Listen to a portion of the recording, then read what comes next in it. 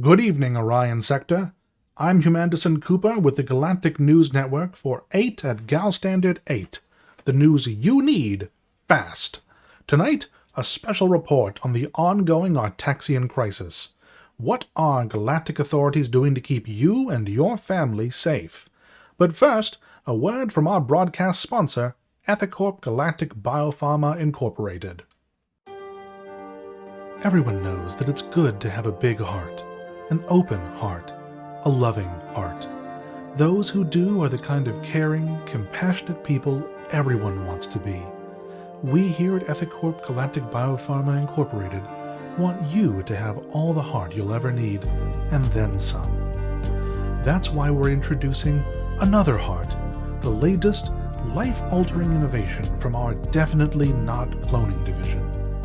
With one simple surgical extraction routine and a sophisticated process called cardiomitosis, our heart care specialists can supply you with a second heart, a better heart, in less than 3 weeks. Don't let the people you love most drift away just because you don't have enough heart. Ask your doctor or personal loan specialist about another heart today. Note, another heart isn't intended for use by organisms lacking a circulatory system. The another heart cardiomitosis process has been known to cause several side effects, including half-hearted replies, heartless words, demanded loyalties, and murderous duplicates intent on harvesting your remaining organs to sustain their grotesque unlife. If you encounter any of these side effects, you aren't allowed to sue us because we own the courts. Another heart. Making life, but better.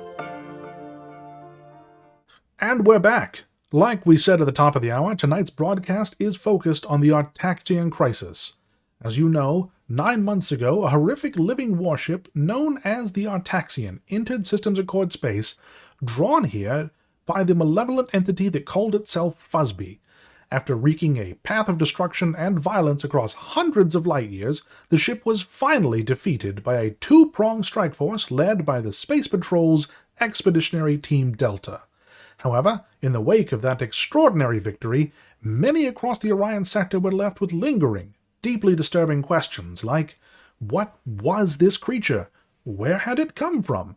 Why were we so utterly ill-prepared to deal with it? And, most of all, are there more of them? Our reporters have been scouring the galaxy, speaking with sources on and off the record to bring you this special update on the crisis. Please know, what we share tonight will be disturbing. You may wish to send your children, spawn, rocklings, eggs, and or easily frightened relatives to bed early.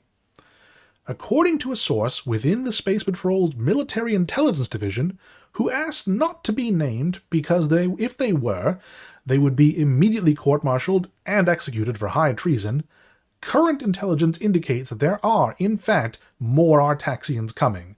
Indeed, this source indicated that an entire fleet of them is currently en route toward the Orion sector, and that this very same fleet may have been responsible for numerous extinction-level events in the distant past, evidence of which has been observed in a variety of nearby star systems. For more insight into the nature of this threat, we now go to Commodore Fetcher-Get-Your-Stick-and-Take-It of Team Delta, who agreed to speak with us because we asked nicely and said we'd be his friend. Portions of this interview have been edited to remove excess adorableness unrelated to the questions at hand. And now, here's Commodore Fetcher. Oh yeah, them Artaxo-whatsits are real scary. I felt pretty guilty about sending my pups in to fight just the one of them, but they were real brave and made it out okay. Well, Dr. Gog said there was probably some permanent mental scarring, but, I mean, hey, that can't be too bad, right? What was it like? Oh, gosh, it was real big. I mean, like, you think you know big, like when you order a plus-size meal at Space Donald's, or when you gotta mark a brand new tree in your neighborhood, you know? Oh, but no, this Artaxa thing was way bigger than any of that. And gosh, it had a lot more guns than a burger does, too. Big, scary guns, like one shot and your shields just go poof kind of guns. You know, actually, I got shot once. It was pretty bad.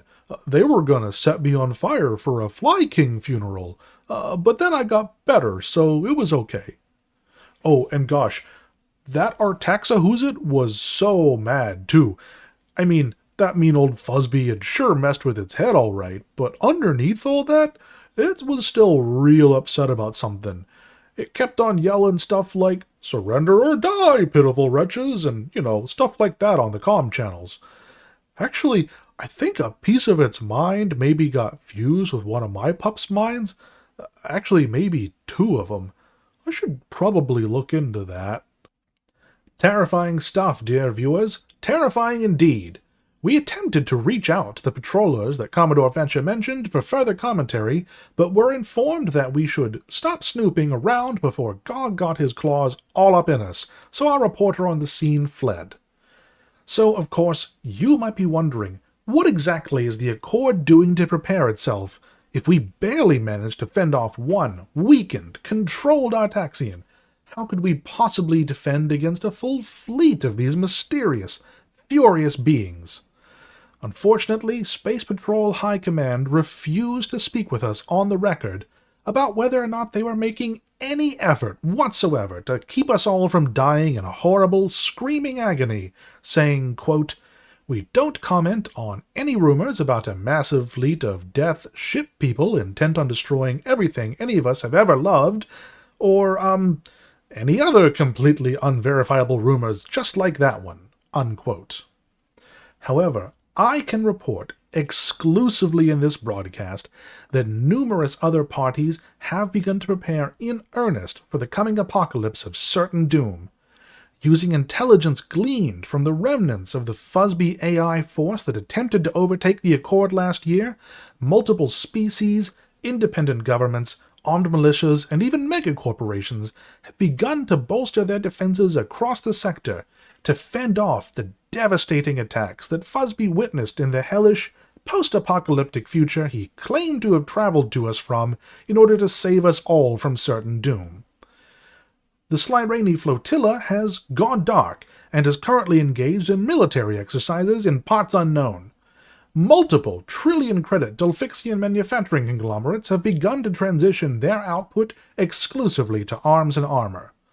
The all-queen Asma of the Bros hegemony has reactivated an ancient conscription law, drawing in new soldiers from all across clans spread far and wide across the Orion sector. And our parent corporation, EGBI, has issued each GNN employee a personal safety kit that includes a reinforced cotton hat and a pre-written will leaving all our personal assets to the company in the event of our untimely vaporization. Rumor has it that much more is ongoing, however.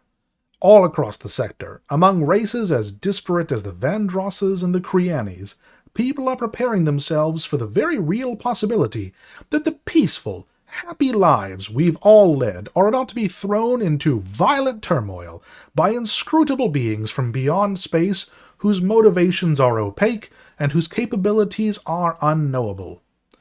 On a related note, I will be taking a leave of absence, effective immediately, from the station for the foreseeable future, to move my family into a triple-shielded bunker on an undisclosed moon or dwarf planet with a 30-year supply of beans. This is Humanderson Cooper for the 8 Galstandard 8 team here at GNN, signing off in abject terror. Good night, and good luck.